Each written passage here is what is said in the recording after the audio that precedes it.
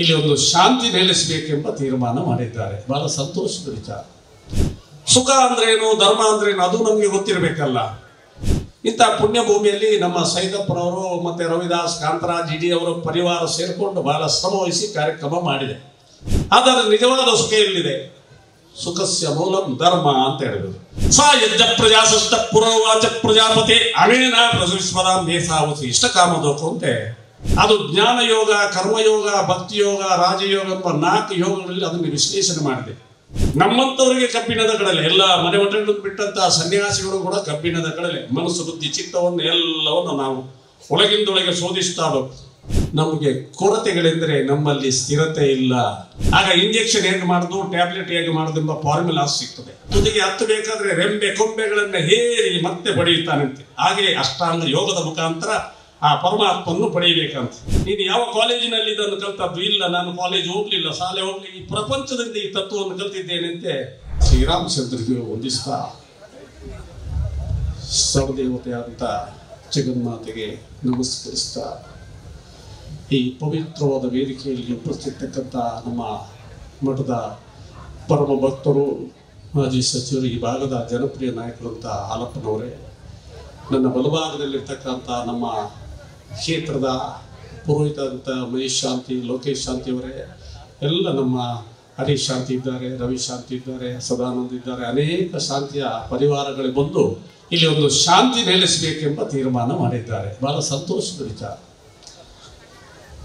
ಸುಖಸ್ಯ ಮೂಲಂ ಧರ್ಮ ಅಂತೆ ಋಷಿವಾಣಿದೆ. ನಾವೆಲ್ಲ ಸುಖದಿಂದ ಇರಬೇಕಂತೆ ಲೋಕ ಕೈಂಕರ್ಯ ನಡೀತಾ ಇದೆ. ಸೂರ್ಯೋದಯದಿಂದ ಚಂದ್ರೋದಯದವರೆಗೆ ಇಡೀ ದಿವಸದ ಕೈಂಕರ್ಯಗಳು. ಯಾಕೆ? ನಾವೆಲ್ಲ ಸುಖ, ಶಾಂತಿ, ನೆಮ್ಮದಿಯಿಂದ ಇರಬೇಕು ಅಂತೆ ನಮ್ಮ ಕೈಂಕರ್ಯಗಳು ನಡೀತಾ ಇದೆ. ಆದರೆ ಬೈರುವೃತ್ತಿಯಿಂದಾಗಿ ನಮ್ಮ ಇಂದ್ರಿಯ ಭರಿತವಾದಂತಹ ಜೀವನ, ಅದನ್ನು ನಾವು ಎಂಜಾಯ್ಮೆಂಟ್ ಅಂತ ಹೇಳ್ತೇವೆ. ಕಣ್ಣು, ಕಿವಿ, ಮೂಗು, ನಾಲಿಗೆ, ಚರ್ಮದಿಂದ ಬರ್ತಕ್ಕಂಥ ಸುಖಗಳನ್ನ ನಾವು ಎಂಜಾಯ್ಮೆಂಟ್ ಅಂತ ಹೇಳ್ತೇವೆ. ಅದರ ಆಚೆ ಇದೆ ಅಲ್ಲ, ಅದನ್ನು ಹ್ಯಾಪಿನೆಸ್ ಅಂತ ಹೇಳ್ತೇವೆ. ಪರಮ ಆನಂದ ಒಳಗೆ ಸ್ಫುರಿಸ್ತಕ್ಕಂಥ ಒಂದು ಸ್ಥಿತಿಯನ್ನ, ಅದು ಧರ್ಮದ ಅಂತರಾಳದಲ್ಲಿದೆ ಅಂತ ಹೇಳಿದ್ರು. ಸುಖಸ್ಯ ಮೂಲಂ ಧರ್ಮ. ಸುಖ ಅಂದ್ರೇನು, ಧರ್ಮ ಅಂದ್ರೇನು ಅದು ನಮಗೆ ಗೊತ್ತಿರಬೇಕಲ್ಲ. ಒಂದು ದೇಶದಲ್ಲಿ ಒಂದು ಕಾಲದಲ್ಲಿ ಒಂದು ವ್ಯಕ್ತಿಗೆ ಸುಖ ಆಗಿರೋದು, ಇನ್ನೊಂದು ದೇಶದಲ್ಲಿ ಇನ್ನೊಂದು ಕಾಲದಲ್ಲಿ ಇನ್ನೊಂದು ವ್ಯಕ್ತಿಗೆ ಸುಖ ಆಗಿರೋದಿಲ್ಲ. ಉದಾಹರಣೆಗೆ ಹೊರದೇಶಕ್ಕೆ ಹೋದರೆ ಅಲ್ಲಿ ಬ್ರೆಡ್ ಬಟರ್ ತಿನ್ನೋದು. ನಮ್ಮ ಶಿಷ್ಯರಿದ್ದಾರೆ, ಹಾಲಪ್ಪರು ಹೆಚ್ಚು ಪ್ರವಾಸ ಮಾಡಿರ್ಬೋದು. ನಾವು ಸ್ವಲ್ಪ ಏನು ತಿಬ್ಬತ್ತು, ಮಾನಸ್ ಅವರೆಲ್ಲ ಹೋಗಿರ್ಬೋದು. ಅಲ್ಲಿ ಹಿಂದಿನ ಕಾಲದಲ್ಲಿ, ಈಗ ಸ್ವಲ್ಪ ಚೇಂಜ್ ಆಗಿದೆ, ಬರೀ ಬ್ರೆಡ್ ಜಾಮ್, ಬ್ರೆಡ್ ಬಟರ್ ಅಂತೆ. ಭಾರತಕ್ಕೆ ಬಂದರೆ ಸ್ವಾಮಿಗಳು ಏನು ಬೇಕು, ಒಂದು ಅನ್ನ ಸಾಂಬಾರು ಮಾಡಪ್ಪ ಅಂತ. ಒಂದು ದೇಶಾದ್ರಿತ ಸುಖ. ಮೊನ್ನೆ ನಮಗೆ ಚಳಿ ಇತ್ತು ಅಲ್ವಾ, ಡಿಸೆಂಬರ್ನಲ್ಲಿ. ಇಲ್ಲಿ ಕಡಿಮೆ ನಾವು ಅಯೋಧ್ಯೆ, ಹಿಮಾಲಯ ಹೋದ್ರೆ 3 ಬೆಡ್ಶೀಟ್ಸ್ ಇದ್ದು ಸಾಕಾಗಲಿಲ್ಲ. ಸ್ನಾನಕ್ಕೆ ಬಿಸಿ ನೀರೇ ಬೇಕು. ಈಗ ಮಳೆ ಶುರುವಾಗಿದೆ. ಮೊನ್ನೆ ಏಪ್ರಿಲ್ ಆದ್ರೆ ತಣ್ಣೀರೇ ಬೇಕು. ಕಾಲಾಧಾರಿತ ಸುಖ. ಇಂಥ ಪುಣ್ಯ ಭೂಮಿಯಲ್ಲಿ ನಮ್ಮ ಸೈದಪ್ಪನವರು ಮತ್ತೆ ರವಿದಾಸ್ ಕಾಂತರಾಜ್ ಇಡೀ ಅವರ ಪರಿವಾರ ಸೇರಿಕೊಂಡು ಬಹಳ ಶ್ರಮ ವಹಿಸಿ ಕಾರ್ಯಕ್ರಮ ಮಾಡಿದೆ. ನಿಜಕ್ಕೂ ಮಳೆಗಾಲದ ಕಾರ್ಯಕ್ರಮ ಇದು ಅಲ್ಲ, ಇನ್ನು ಸ್ವಲ್ಪ ಮುಂದೆ ಹೋಗ್ಬೋದು. ಆದರೆ ಬರುವಾಗ ದೊಡ್ಡ ಜಡಿ ಮಳೆ ಬರ್ತದೆ. ತಾಯಂದ್ರೆಲ್ಲ ಶಾಪ ಆಗ್ತಾರೆ, ಏನು ಹಾಳಾಗಿ ಹೋಗ್ಲಿ ಮಳೆ ಅಂತೆ. ಕೊಡೆಗೂ ತಂದಿಲ್ಲ, ಒದ್ದಾಗ್ಬಿಟ್ಟ ಅಲ್ವಾ ಅಂತ. ನನ್ನಂತ ರೈತ ಆಮೇಲೆ ನೋಡಿ ನಮಸ್ಕಾರ ಮಾಡ್ತಾನೆ. ಇನ್ನೊಂದು ತಿಂಗಳು ಮಳೆ ಇಲ್ಲ, ಮಳೆ ಬೇಡ, ಸ್ವಿಚ್ ಹಾಕ್ಲಿಕ್ಕಿಲ್ಲ, ಕರೆಂಟ್ ಕೊಡ್ಲಿಕ್ಕಿಲ್ಲ. ಇದನ್ನ ವ್ಯತ್ಯಾಸ. ಆದರೆ ನಿಜವಾದ ಸುಖ ಎಲ್ಲಿದೆ? ಸುಖಸ್ಯ ಮೂಲಂ ಧರ್ಮ ಅಂತ ಹೇಳಿದ್ರು. ಧರ್ಮ ಅಂದ್ರೆ ಏನು? ಲೌಕಿಕವಾಗಿ, ಪಾರಮಾರ್ಥಿಕವಾಗಿ ಸಮಷ್ಟಿಗೆ ಯಾವುದು ಹಿತವನ್ನು ತರುತ್ತದೆ ಅದನ್ನೇ ಧರ್ಮ ಅಂತ ಶಂಕರಾಚಾರ್ಯ ಹೇಳಿದರು. ಎಲ್ಲರಿಗೂ ಸುಖವನ್ನು ಕೊಡ್ತಕ್ಕಂಥ ವಿಚಾರ. ಎಲ್ಲ ಗ್ರಂಥಗಳು ಹೇಳುವಂಥದ್ದೇ all admissible acts are dharma, all inadmissible acts are adharma ಅಂತ ಹೇಳಲ್ಪಟ್ಟಿದೆ. ಇವತ್ತು ನಮಗೇನೆಂದ್ರೆ ಧರ್ಮ ಶಿಕ್ಷಣ ಸಿಗಲಿಲ್ಲ, ಕರ್ಮ ಶಿಕ್ಷಣ ಸಿಕ್ಕಿದೆ. ಕರ್ಮ ಶಿಕ್ಷಣ ಅಂದ್ರೆ ಔಟ್ ಅಲ್ಲಿ ನಾವು ಹೇಗೆ ಉತ್ಪತ್ತಿ ಮಾಡಬೇಕು, ಹೇಗೆ ಬದುಕಬೇಕು ಎಂಬುದನ್ನೇ ಶಿಕ್ಷಣ ಅಂತ ಬೈಕ ಸಿಕ್ಕಿದ್ರೆ ಹೇಳ್ತೇವೆ. ನಾರಾಯಣ ಗುರುಗಳು ಹೇಳಿದಂತಹ ಶಿಕ್ಷಣ ಮೌಲ್ಯಭರಿತವಾದಂತಹ, ನಿಜವಾಗಿ ವಿನಯವಿರುವಂತಹ ವಿದ್ಯೆಯನ್ನ ಶಿಕ್ಷಣ ಅಂತ ಹೇಳಿದ್ರೆ, ವಿನಯವಿಲ್ಲದ ವಿದ್ಯೆ ಅಹಂಕಾರದ ಡಬರು ಅಂತ ಹೇಳ್ತೇವೆ. ನಾವು ಇವತ್ತು 10 ಭಾಷೆಗಳನ್ನು ಮಾಡಬಹುದು. ನಾನು IAS IPS ಅಂತ ಹೇಳ್ಬೋದು, ನಾನು ದೊಡ್ಡ ಮಠಾಧೀಶ, 16 ಮಠ ಇದೆ, ಏನೇನು ನಾವು ಹೇಳ್ಬೋದು. ಈ 5.5 ಫೀಟಿನ ಮಠಕ್ಕೆ ನೀವು ಎಬ್ಸಲ್ಯೂಟ್ ಓನರ್ ಅಲ್ಲ ಅಂತ ಹೇಳ್ತೀರಿ. ಹೇಳದೆ ಕಾಯಿಲೆ ಬರ್ತದೆ, ನಿಂತಲ್ಲಿ ಕುಸಿದು ಬಿದ್ದು ಸತ್ತೋಗ್ತಾನೆ, ಹಾಗಾದ್ರೆ ನಿಮ್ಮ ಅಬ್ಸಲ್ಯೂಟ್ ಓನರ್ಶಿಪ್ ಎಲ್ಲಿದೆ? ಖಂಡಿತ ಅಲ್ಲ. ಯಾವುದೋ ಒಂದು ಪ್ರೇರಣಾ ಶಕ್ತಿ ನಮ್ಮನ್ನು ಕಾಲಕ್ಕೆ ಕೆಲಸವನ್ನು ಮಾಡಿಸ್ತಾ ಇದೆ ಎಂಬ ಆ ನಿಸ್ಪೃಹವಾದಂತಹ ಒಂದು ಭಾವನೆಯಿಂದ ನಾವು ಕೈಂಕರ್ಯವನ್ನು ಮಾಡಬೇಕಂತೆ. ಇದಕ್ಕೆ ನಾವು ಮೂಲವಾಗಿ ಸಂಸ್ಕಾರವನ್ನು ಎಲ್ಲಿಂದ ಶುರು ಮಾಡಬೇಕು? ಯಜ್ಞವನ್ನು ಮಾಡಿದಿರಿ ಇವತ್ತು ನಮ್ಮ ಪುರೋಹಿತರು. ಸ ಯಜ್ಞ ಪ್ರಜಾಸಷ್ಟ ಪುರೋವಾಚ ಪ್ರಜಾಪತಿ ಅಮೇನ ಪ್ರಸವಿಸ್ವರ ಮೇಸಾವಸಿ ಇಷ್ಟ ಕಾಮದೋಕು ಅಂತೆ ನಮ್ಮ ಪುರೋಹಿತರು ಹೇಳ್ತಾರೆ. ಸ ಯಜ್ಞ ಪ್ರಜಾಸಷ್ಟ ಪುರೋವಾಚ ಪ್ರಜಾಪತಿ, ನಿಮ್ಮನ್ನು ಬ್ರಹ್ಮನು ಹುಟ್ಟಿಸುವಾಗ ಯಜ್ಞಗಳು ಹುಟ್ಟಿಸಿದ ಆ ಯಜ್ಞಗಳು ನಿಮ್ಮ ಇಷ್ಟಾರ್ಥವನ್ನು ಈಡೇರಿಸತಕ್ಕಂಥ ಕಾಮಧೇನುವಾಗಲಿ ಅಂತ ಹೇಳಿ. ಸ್ವಾಮಿ ನಮಗೆ ಹೋಮ ಮಾಡ್ಲಿಕ್ಕೆ ಗೊತ್ತುಂಟ, ನಿಮ್ಮ ಶಾಂತಿಗಳಾದ್ರೆ ಎಲ್ಲ ಕಲ್ತಿದ್ದಾರೆ, ಮಂತ್ರ ಹೇಳಿ ಯಜ್ಞ ಮಾಡ್ತಾರೆ ಅಂತ. ಅದೆಲ್ಲ ಧಾರ್ಮಿಕ ಯಜ್ಞ, ಸಾಮಾಜಿಕ ಯಜ್ಞ ಅಂತ ಬಂದಿದೆ. ಸಾಮಾಜಿಕ ಯಜ್ಞ ಅಂದ್ರೆ ನಮ್ಮ ಶಿಷ್ಯರು ಇಲ್ಲ ಇದ್ದಾರೆ, ನಾಯಕರೆಲ್ಲ ರಾಜಕಾರಣಿಗಳು ಇದ್ದಾರೆ.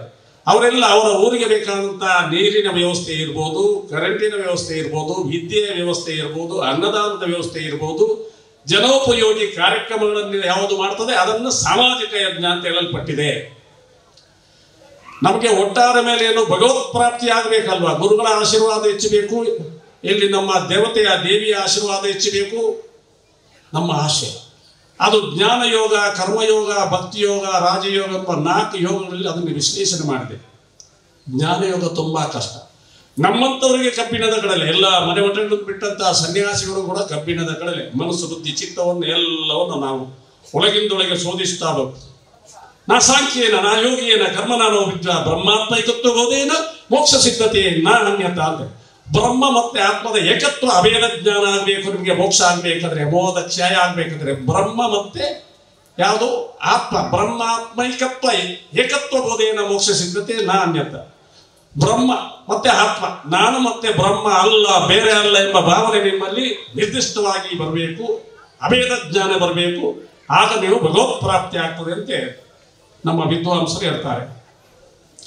ಆದರೆ ನಮಗೇನು ಗೊತ್ತುಂಟ, ನಾವು 1ನೇ ಕ್ಲಾಸ್ನಲ್ಲಿ ಇದ್ದೇವೆ. ಅದರ ಆಚೆ ಹೋಗ್ಬೇಕು. ಅದರ ಆಚೆ ಹೋಗುವಾಗ ನಾ ಸಾಂಖ್ಯೇನ, ನಾ ಯೋಗೇನ, ಕರ್ಮನಾನ ಉದ್ವಾಯ ಬ್ರಹ್ಮಾತ್ಮೈಕತ್ವ ಬೋಧೇನ ಮೋಕ್ಷ ಸಿದ್ಧತೆ ನಾ ಅನ್ಯತ ಅಂತ ಹೇಳ್ತಾರೆ. ಮತ್ತೆ ಅದನ್ನೇ ಹೇಳ್ತಾರೆ, ಬ್ರಹ್ಮ ಮತ್ತೆ ಆತ್ಮ ಏಕತ್ವ ಬೋಧವನ್ನು ಹಾಕಬೇಕು ಅಂತ.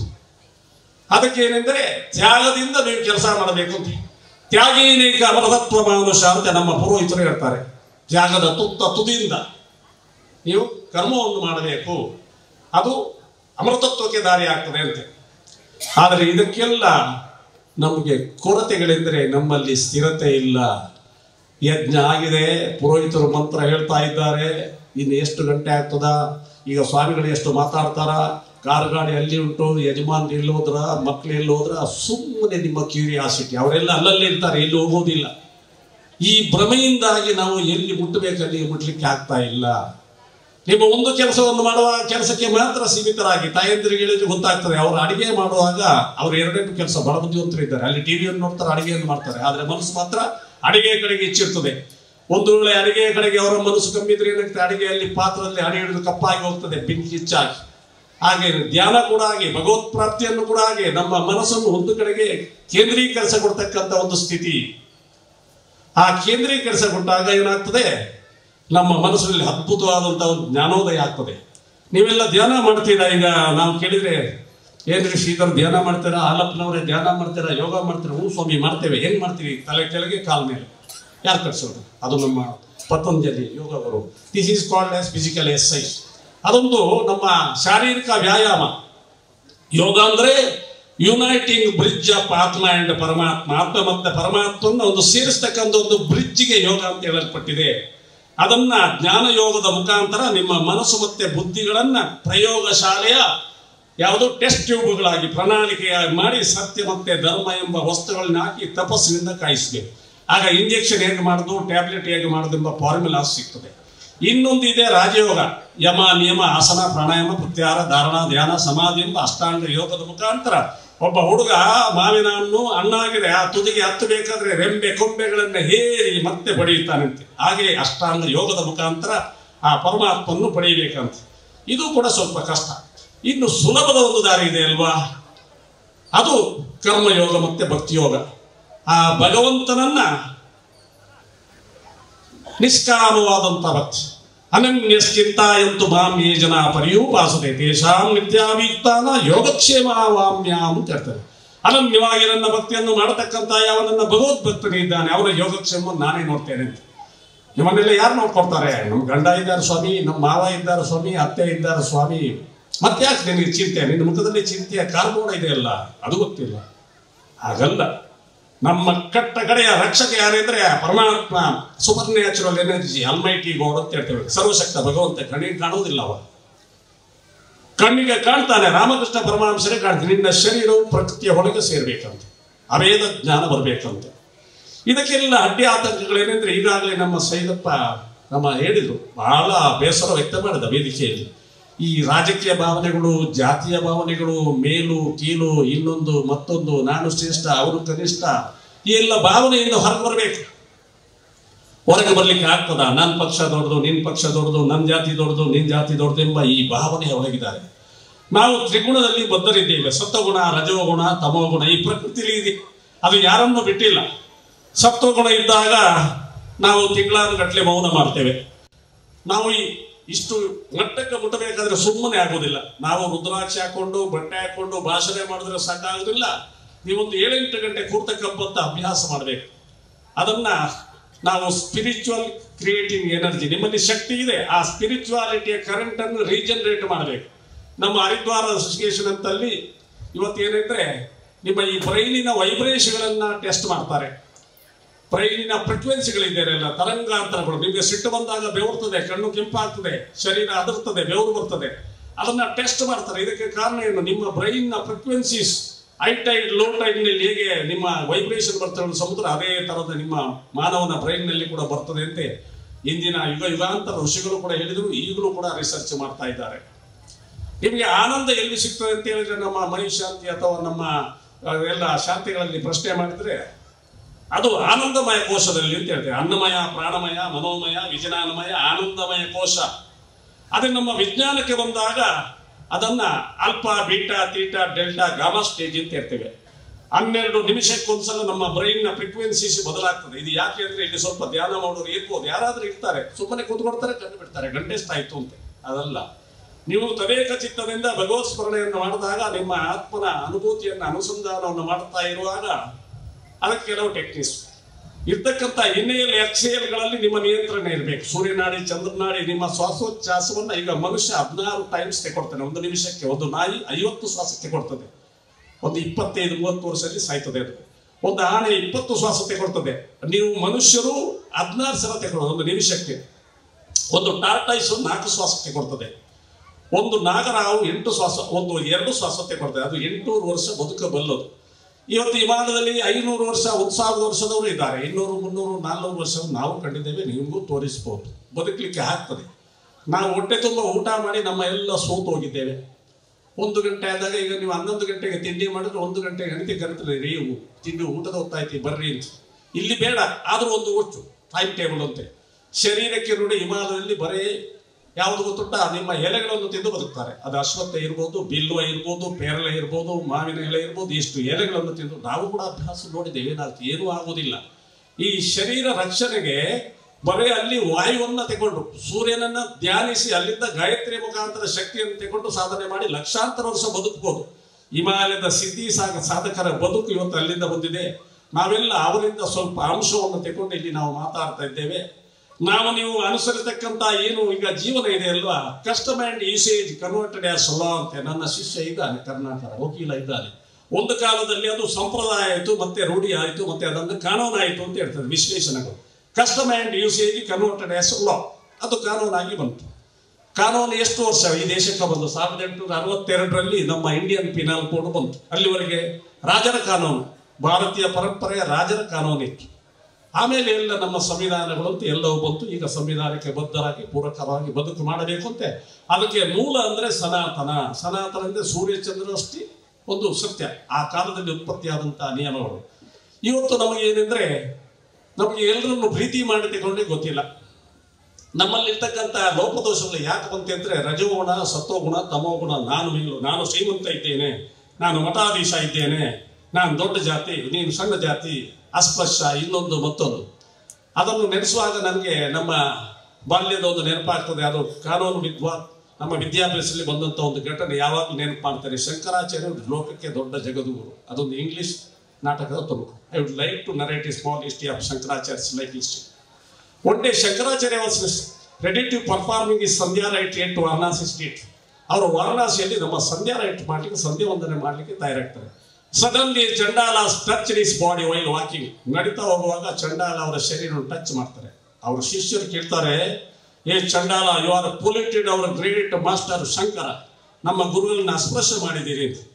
ಹೂ is the master? Master for whom? I cannot seen any master here. ಯಾರಿಗೆ ಗುರುಗಳು? ಯಾವುದೇ ಗುರುವನ್ನು ನಾನು ಕಾಣಲಿಲ್ಲ ಅಂತ ಚಂಡಾಲ ಹೇಳ್ತಾರೆ. What insolence answer? Is the master of four Vedas, repository of all Hindu scriptures. 4 ವೇದಗಳಿಗೆ ಯಜಮಾನ, ಇಷ್ಟು ಗ್ರಂಥಗಳನ್ನು ಬರೆದಿದ್ದಾನೆ, ಸೂಕ್ತಗಳನ್ನು ಬರೆದಿದ್ದಾರೆ. What insolence answer? ಏನು ನಿನ್ನ ಉದ್ದಡ್ತಾನ ಅಂತ ಕೇಳ್ತಾನೆ. ಚಂಡಾಲ ನೆಗಾಡ್ತಾನೆ. If you are referring this atma is pervading all over the universe. ನೀನು ಆತ್ಮನನ್ನು ಹೇಳುವುದಾದ್ರೆ ಆತ್ಮ ನನ್ನಲ್ಲಿ, ನಿನ್ನಲ್ಲಿ, ನಾಯಿಯಲ್ಲಿ, ಆನೆಯಲ್ಲಿ, ಇರುವೆಯಲ್ಲಿ, ಎಲ್ಲರಲ್ಲಿ ಏಕಪ್ರಕಾರವಾಗಿ ಹೊತ್ತುಪ್ರಕೃತವಾಗಿದೆ ಅಂತ ಹೇಳ್ತಾನೆ. ಮತ್ತೆ ಹೇಳ್ತಾನೆ, it or put some water in different vessel. ನೀನು ಬೇರೆ ಬೇರೆ ಪಾತ್ರೆಯಲ್ಲಿ ನೀರನ್ನು ಹಾಕಿದ್ರೆ, ಬಂಗಾರ ಪಾತ್ರ, ಮಣ್ಣಿನ ಪಾತ್ರೆ, ಮರದ ಪಾತ್ರೆಯಲ್ಲಿ ನೀರನ್ನು ಹಾಕಿದ್ರೆ, does the external composition of the vessel change the nature of inside the water ಅಂತ ಕೇಳ್ತಾನೆ. ಆ ಪಾತ್ರೆಯ ಹೊರ ಆವರಣದಿಂದ ಒಳಗಿನ ಗುಣಲಕ್ಷಣ ಬದಲಾಗ್ತದ ಅಂತೆ. ಆಗುವುದಿಲ್ಲ. ಮಣ್ಣಿನ ಪಾತ್ರೆ ನೀರಿನ ಒಳಗೆ ಒಂದೇ, ಬಂಗಾರ ಪಾತ್ರೆ ಒಂದೇ, ಬೆಳ್ಳಿಯ ಪಾತ್ರೆ ಒಂದೇ. How can you discriminate? This is superior, that is inferior. ಇದು ಶ್ರೇಷ್ಠ ಜಾತಿ, ಅದು ಕನಿಷ್ಠ ಅಂತ. How can you discriminate? This perishable body is just like a water bubble ಅಂತ ಹೇಳಿ. ಈ ಕೊಳೆತಕ್ಕಂಥ ಶರೀರ ನೀರ್ಗುಳ್ಳೆ ಇದ್ದಂಗೆ ಅಂತ ಹೇಳ್ತಾನೆ. ಅಲ್ವಾ? ನಿಮ್ಮ ಶರೀರ ಬಿದ್ದರೆ ಸ್ವಲ್ಪ ಸಮಯ ಏನಾಗ್ತದೆ, ರಿಗರ್ ಮಾರ್ಟಿಸ್ ಆಗ್ತದೆ, ಗಟ್ಟಿ ಆಗ್ತದೆ. ಇನ್ನು ಸ್ವಲ್ಪ ಸಮಯ ಹೋದ್ರೆ ಮತ್ತೆ ಡಿಕಂಪೋಸ್ ಆಗ್ತದೆ, ಎಲ್ಲ ಸ್ಮೆಲ್ ಬಂದು ನಾಶ ಆಗ್ತದೆ. ಹಾಗೆ ಯಾರು ಹೇಳ್ತಾನೆ? ಚಂಡಾಲ ಹೇಳ್ತಾನೆ. ಆಗ ಶಂಕರಾಚಾರ್ಯ ಗೊತ್ತಾಯ್ತು. ಅವ್ರು ಮತ್ತೊಂದು ಪ್ರಶ್ನೆ ಕೇಳ್ತಾರೆ, you are great jnani, you are studied this thing from which university ಅಂತ ಹೇಳ್ತೀನಿ. ಆಗ ಹೇಳ್ತಾನೆ, I cannot seen any university, I have studied this thing from this universe ಅಂತ ಹೇಳ್ತಾನೆ. ನೀನು ಯಾವ ಕಾಲೇಜಿನಲ್ಲಿ ಇದನ್ನು ಕಲ್ತದ್ದು? ಇಲ್ಲ, ನಾನು ಕಾಲೇಜ್ ಹೋಗ್ಲಿಲ್ಲ, ಶಾಲೆ ಹೋಗ್ಲಿಲ್ಲ, ಈ ಪ್ರಪಂಚದಿಂದ ಈ ತತ್ವವನ್ನು ಕಲ್ತಿದ್ದೇನೆ ಅಂತ ಚಂಡಾಲ ಹೇಳ್ತಾನೆ. ಆಗ ಅವರೊಂದು ಮಾತು ಹೇಳ್ತಾನೆ, ಪ್ಲೀಸ್ ರಿವೀಲ್ ಯುವರ್ ಸೆಲ್ಫ್. ಆಗ ಶಂಕರಾಚಾರ್ಯ ಹೇಳ್ತಾರೆ, ಮನೋಬುದ್ಧ್ಯಾಂಕಾರ ಚಿತ್ತಾನೇನ ನಚೋತ್ರ ನ ಜೀವ್ಯ ನಚ ಗ್ರಾಣ ನೇತ್ರಂ ನಚ ಯೋಮ ಭೂಮಿಗ್ನ ತೇಜೋ ನವಾಯೋ ಚಿದಾನಂದ ರೂಪಂ ಶಿವೋಹಂ ಶಿವೋಹಂ ಶಿವೋಹಂ ಅಂತ ಹೇಳ್ತಾನೆ. ನಾನು ಕಣ್ಣು, ಕಿವಿ, ಮೂಗು, ನಾಲಿಗೆ, ಚರ್ಮ ಅಲ್ಲ. ಜಲತತ್ವ, ಅಗ್ನಿತತ್ವ, ವಾಯುತತ್ವ, ಆಕಾಶ ತತ್ವ,